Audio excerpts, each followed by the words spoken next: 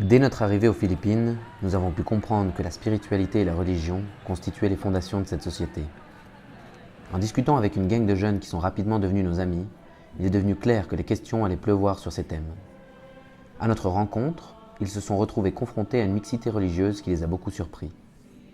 Pour le principal bastion du catholicisme en Asie du Sud-Est, où 90% de la population croit aux paroles du Christ, ces différences de croyances au sein d'un si petit groupe n'étaient vraiment pas habituelles. L'une des choses nous ayant frappé à ce sujet fut de voir qu'une personne se disant athée n'est pas nécessairement bien comprise par les Philippins. Pour un peuple si pieux et si porté sur la religion, c'est tout simplement étrange.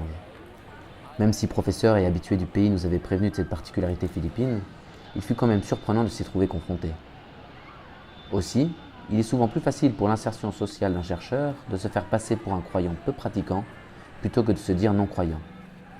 Et pour des occidentaux plutôt confrontés à des mouvements séculiers et à un rejet de la religion, celle-ci pourrait rapidement s'apparenter à de l'extrémisme, à un manque de lucidité scientifique ou à un échappatoire.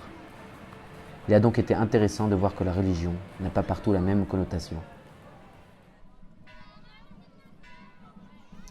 Mais ce qui nous a le plus marqué, c'est sûrement la piété qui est présente chez la plupart des Philippins.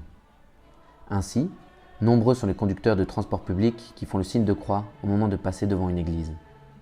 Un geste discret, mais qui montre que la foi et la remise de sa vie dans les mains de Dieu font partie intégrante de la culture. Au-delà de ces gestes de tous les jours, nous avons également pu remarquer le côté très actif de la pratique religieuse dans cette société. Il y a plusieurs offices par jour, tous les jours de la semaine et particulièrement le dimanche. Ainsi, chaque tranche horaire voit son lot de fidèles venant écouter leur prêtre fétiche ou simplement faire acte de foi.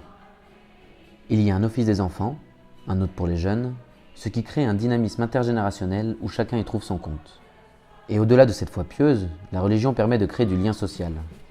Nombreuses sont les associations de quartier, d'accompagnement des jeunes ou de personnes âgées, d'organisation d'événements ou tout simplement de groupes d'amis de la même paroisse. La religion crée donc une certaine unité, une certaine stabilité qui permet à la société civile de garder un relatif équilibre. Nous avons eu la chance de participer à la procession de la paroisse de notre quartier, qui fêtait le jour de son saint patron. C'était ainsi l'occasion pour une grande partie de la population du quartier de se retrouver, de faire la fête et d'évacuer la pression d'une ville au rythme écrasant. Le nombre de participants, déguisés ou non, portant des flambeaux ou des tambours, qui arboraient leur plus beau sourire, nous a donné une belle idée de ce que pouvait être un grand rassemblement de croyants. Cette célébration était un beau mélange de culture locale, de traditions religieuses importées d'Espagne et de joie de vivre tout à fait caractéristique des Philippines.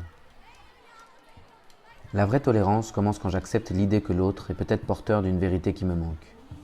Cette phrase pleine d'intelligence fut maintes fois répétée par l'ancien évêque d'Oran, qui militait pour le dialogue islamo-chrétien.